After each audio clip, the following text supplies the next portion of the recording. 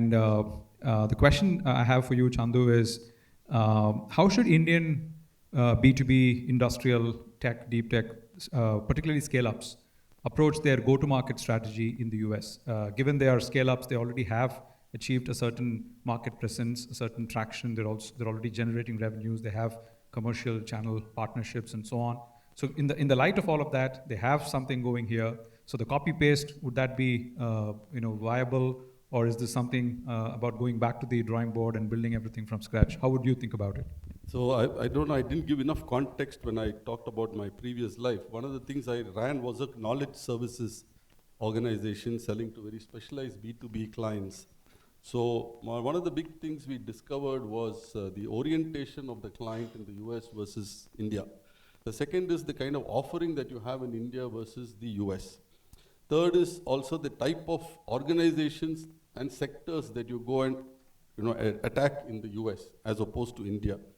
And number four, your own culture is here, okay? Because I would think, as somebody keeps on saying, culture eats strategy for breakfast, lunch, dinner. So if I were to come back to this, one of the things which I found very unique with respect to India, the first thing is to drop the India mindset. When you're starting to build something like this, you have to think global from day one. Global first. You have to be global first. You are not an Indian company sitting in India. You are an Indian company, maybe by name, but you are a global company operating just now in this geography. You get that culture right from day one, because you should not allow even the smallest scope of inefficiency, anything. You create an oasis in your organization. Whatever you do outside, we had our office right in Nandanam. Outside is chaos. You just step into the Nandanam signal, we know what indiscipline is. I have to create an atmosphere of predictability. That's what the US customer likes. He doesn't like surprises.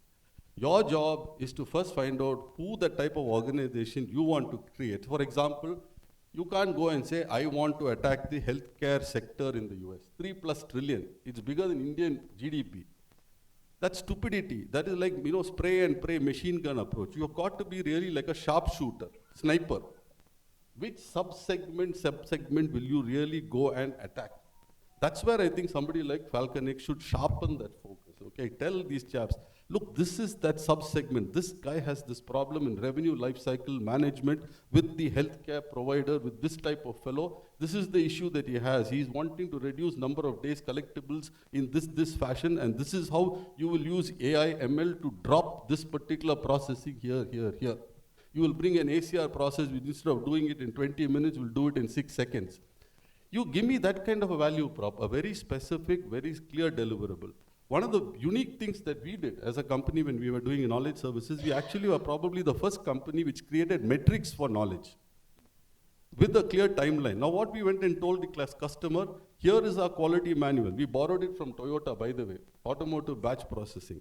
We gave them quality metrics and quality manual and said, this is a statistical model. This is how we did it. You can use the same thing.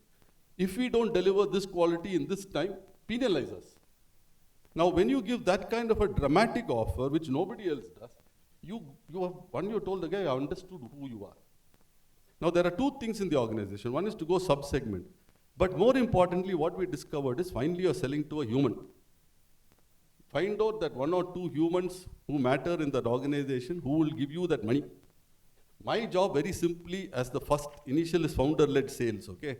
My job initially, make that man the hero, or woman, the heroine, whatever, okay? Make him the hero repeatedly in his company, you got your customer, okay?